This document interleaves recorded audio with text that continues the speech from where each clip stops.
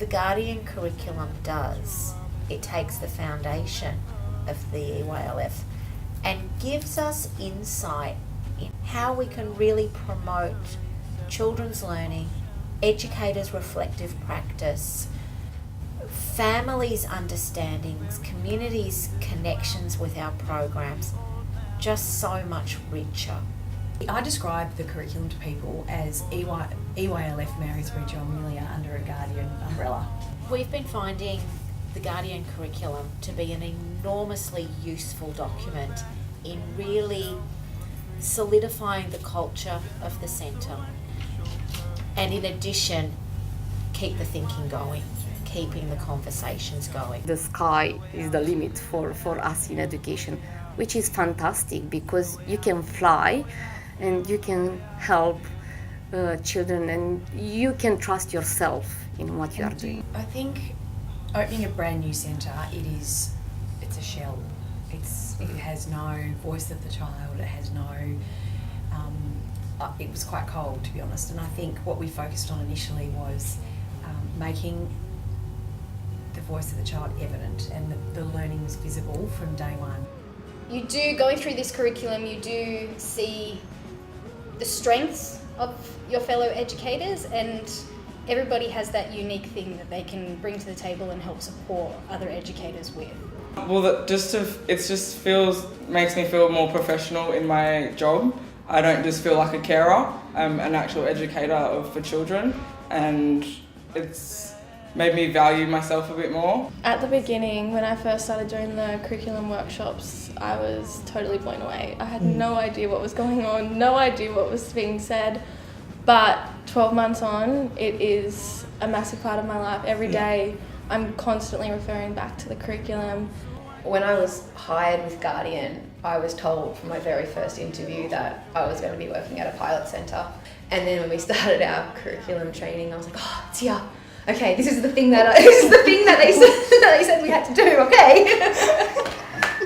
You have the manager who oversees everything and is responsible for everything, but you have your educational leader who's there to guide the practices of the service and the educational program, and you've got your 2IC who learns both parts, and everybody works together and they need to be united, otherwise it just doesn't work. I look at it as a role of a guide, a role of a facilitator, of a reflector, a co-reflector, a co-researcher, working alongside my team and leading my team at the same time, but stepping back when I can. Working with Alex as my ed leader is helpful in knowing that there's someone with whom you can just go and have that conversation with, or that chat with, or ask that question to. There's the particular person who knows the answer, even if her answer comes in the form of another question. I think the relationships are the foundation of documentation, so I think you have to build strong relationships before having a good environment. Relationships. The Guardian curriculum was at the foundation of everything as we evolved the guide. So we realised that we weren't communicating well enough to families how children prepare for school and how the preparation for school happens from birth to 6. And this guide really supports educators and families to understand how children are developing. Children are more engaged and are able to concentrate when we are following their interests, when they're interested in the content.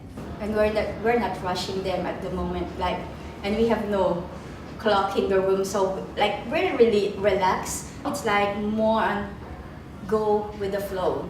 But what's really come to life, which has just been amazing to see, is that we've implemented Story Park in the last couple of weeks. The educators have been incorporating the language from the curriculum in their observations, in their learning stories and in their community posts, and it's just really evident how thought-provoking the curriculum is. So in our story parks we really emphasise what parts of what we've been doing and how this is going to help the child prepare both socially and academically for school.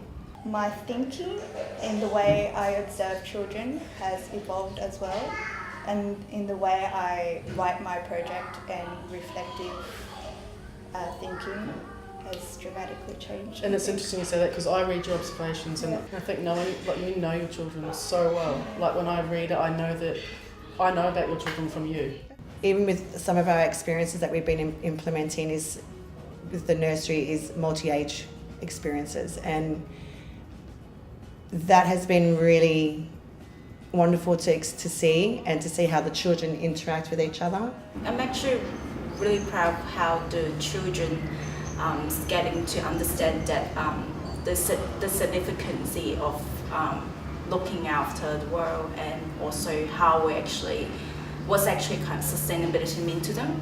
Being new to the educational leader role really kind of supports me in a way and helps me with the fact that I am open to new ideas. I love questions. I love when I have Claire and all my colleagues around asking me questions, make me think, and through this question, I took the time to reflect on my own practice and how can I improve, how can I move forward, what I should do better, and things like this. Of course, it is a challenging environment, and this is what I love the most. It's a long journey, and a lot of reading, a lot of research. I think, especially some teachers, including me, when I finished university, kind of think, that's it, I know my theory, I'll be okay now, but it's just, you never stop learning, so it's just a continuous learning journey, and as ed leaders, you're taking that journey with your educators anyway. It's not a file print, it's not a plan, it's a guide, and it's exciting, and it's nothing to be overwhelmed by. Well, my advice was you need to have dedication, perseverance, enthusiasm, and confidence. That's what I've been telling myself. Be within an organisation that goes beyond the basics. It's evolving, it's a work in progress. It's not something that you can just say, tick, I've achieved it. So I say there's no hurry, small steps slowly.